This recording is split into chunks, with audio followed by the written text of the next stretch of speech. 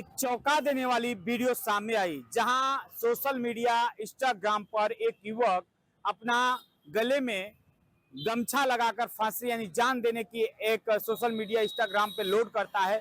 उस लोड होते ही इंस्टाग्राम में तुरंत पुलिस महानिदेशक को अलर्ट भेजता है और वहां से तुरंत सूचना देवरिया के भलोनी थाना अंतर्गत आता है। वहां पुलिस 12 मिनट में पहुंचकर युवक की जान बचाती है। पुलिस की एक सराहनीय और तत्परता देखने को मिली है।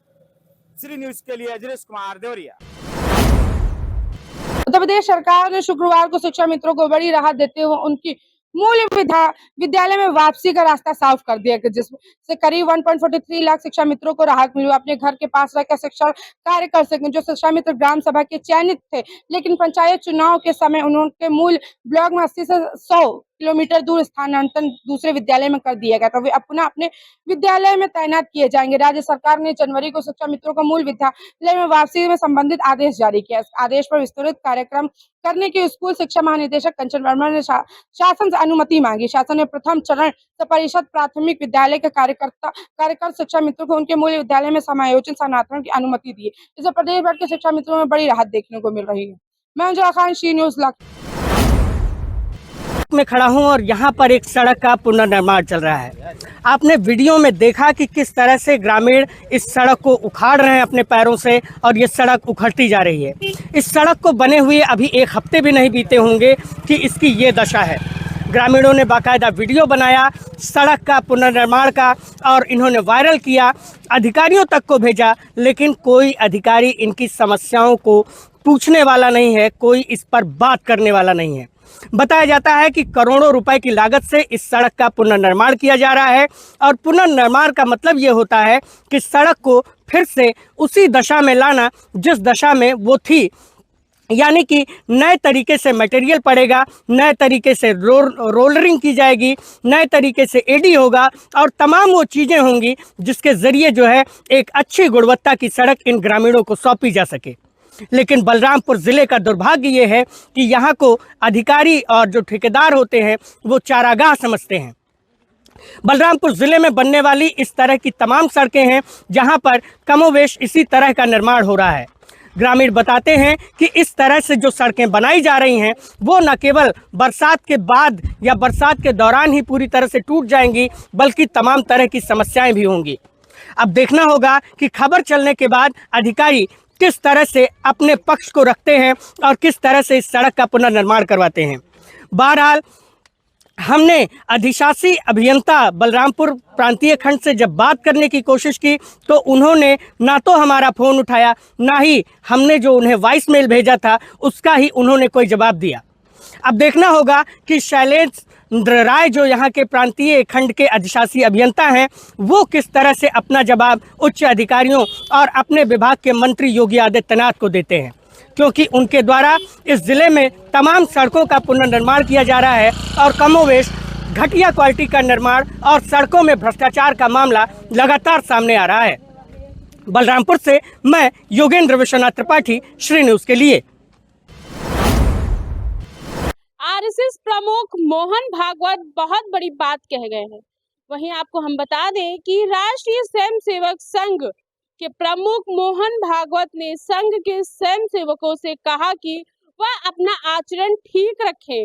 अगर वह अपना आचरण ठीक रखेंगे तो हिंदू समाज वैसे ही व्यवहार करेगा।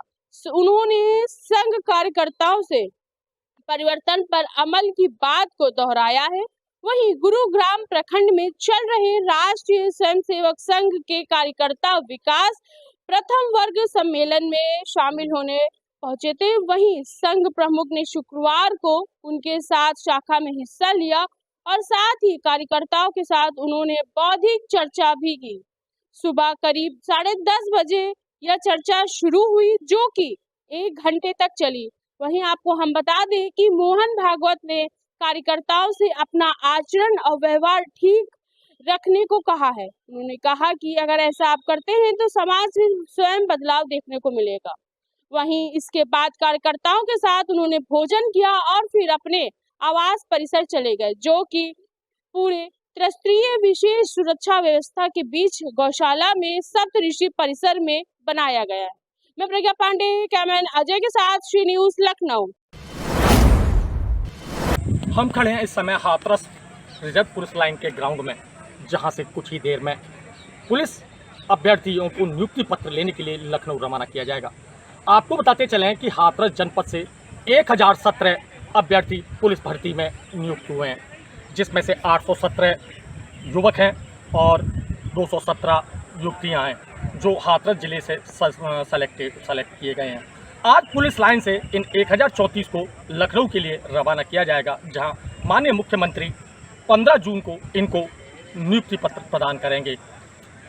पुलिस अधीक्षक हाथरस के द्वारा यहां से 22 बसों के द्वारा इन सभी अभ्यर्थियों को लखनऊ के लिए रवाना किया जा रहा है।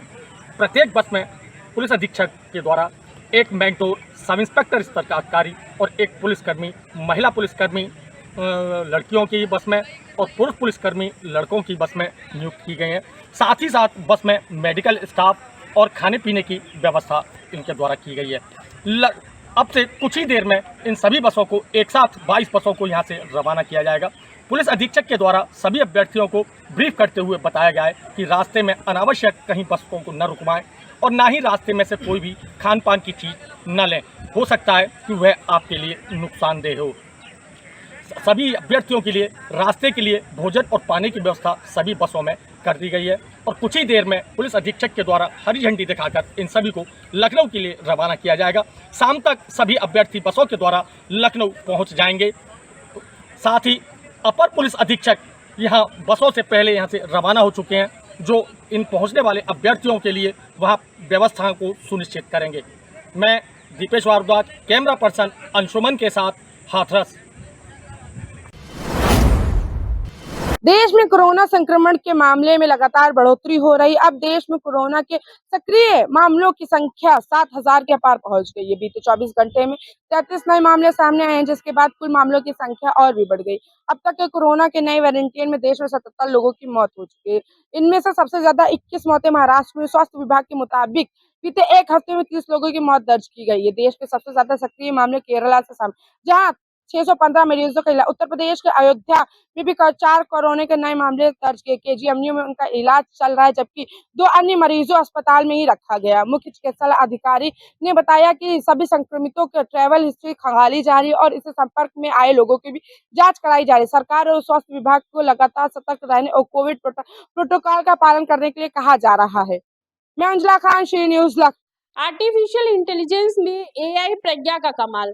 तकनीकी शिक्षा में नवचल को बढ़ावा देने के उद्देश्य से आईटीआई अलीगंज में एआई प्रज्ञा नाम से विशेष प्रशिक्षण कार्यक्रम का शुभारंभ किया गया। कार्यक्रम का उद्घाटन विशेष सचिव आईटी एवं इंटेलिजेंस विभाग राज्य centre FRI governance Neha Jain एवं प्रधानाचार्य राजकुमार यादव ने किया।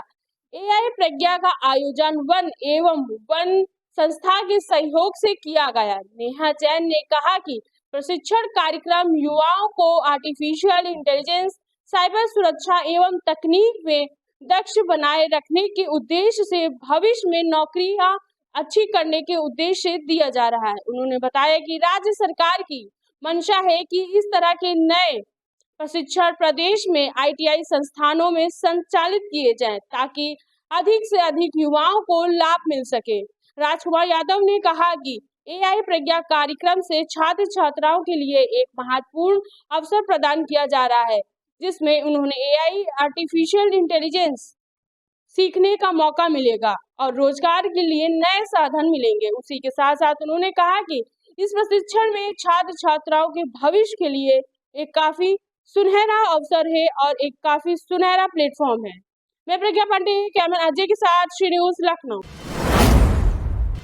उत्तर प्रदेश में बिजली वितरण कंपनियों ने निजीकरण को लेकर बड़ा विवाद सामने आया। प्रबंध और उपभोक्ता परिषद के बीच में इस मुद्दे पर टकराव। उपभोक्ता परिषद ने लोक महत्व प्रस्ताव दाखिल कर निजीकरण की प्रक्रिया को घोटाले का कोशिश बताया। परिषद का आरोप है कि निजीकरण के लिए नियुक्त सलाहकार कंपनी ने टेंडर प्रक्रिया झूठा शपथ पत्र दिया, लेकिन पावर कॉर्पोरेशन ने कोई कार्रवाई नहीं की। परिषद के अध्यक्ष अवधेश कुमार वर्मा ने कहा कि यह ऊर्जा विभाग के इतिहास का सबसे बड़ा घोटाला। उनका आरोप है कि सलाहकार कंपनी के पास न तो बिजली वितरण का अनुभव है, न ही उनका टर्नओवर तय मानकों के अनुसार। इसके बावजूद उन्हें नियुक्त किया गया। परिषद ने मुख्यमंत्री से मिलकर दोषियों की कार्रवाई करने की मांग की। इस बीच आयोग के अध्यक्ष ने कहा कि निजीकरण के निवेदन पक्ष पर ये राय नहीं दे सकते। वहीं प्रबंध ने निजीकरण को पक्ष के तर्क देते हुए कहा कि इससे उपभोक्ताओं को बेहतर सेवाएं मिलेगी। इस पूरे मामले में बिजली उपभोक्ताओं के हित और पारदर्शिता पर गंभीर सवाल उठाए और सबकी नजर देखना आयोग का सरकार का अगला कदम क्या होगा।